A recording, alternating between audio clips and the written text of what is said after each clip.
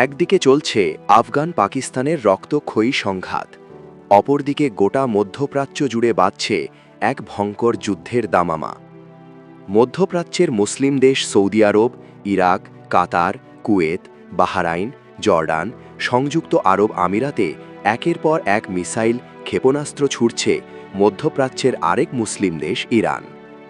এমন এক সময়ে একটি মুসলিম দেশ আরেকটি মুসলিম দেশের উপর আক্রমণ করছে, যে সময় দিনের পর দিন ইসরায়েলি আগ্রাসনে বিপর্যস্ত গাজার মুসলমানরা।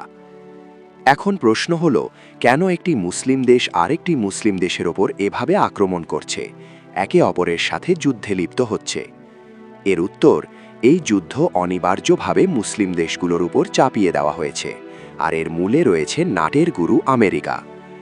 আমেরিকা তার স্বার্থে ছলে বলে কৌশলে মধ্যপ্রাচ্যের বেশ কয়েকটি মুসলিম দেশে সেনাঘাঁটি গেড়ে তার এজেন্ডা বাস্তবায়ন করছে এবং মুসলিম দেশগুলোকে ক্রমবর্ধমান চাপের মুখে রাখছে, যাতে কখনো এই দেশগুলোতে ইসলামিক রেভেলেশন না ঘটে এবং তাদের সেই পুরনো ঐক্য ও সংহতি ফিরে না আসে। অপরদিকে ইরান যখন আমেরিকার পরমাণু নীতিকে বৃদ্ধাঙ্গুলি দেখিয়ে পরমাণু অস্ত্র তৈরির দ্বারপ্রান্তে, ঠিক তখনই আমেরিকা তার নাচের পুতুল মধ্যপ্রাচ্যের বিস্ফোরা ইসরায়েলকে দিয়ে ইরানে হামলা করায়। আর এর জবাবেই ইরান মধ্যপ্রাচ্যে থাকা মার্কিন ঘাঁটিগুলোতে হামলা চালিয়েছে। কিন্তু দিন শেষে আমেরিকা তার নিজ অবস্থানে নিরাপদেই আছে।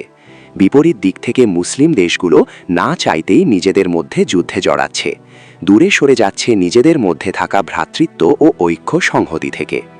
আর মুসলিম দেশগুলোর এই বিপর্যয়ের কারণ ক্ষমতার লোভে পশ্চিমাদের নিজেদের কোলে তুলে নেওয়া আর পূর্ণাঙ্গ ইসলাম থেকে দূরে সরে যাওয়া।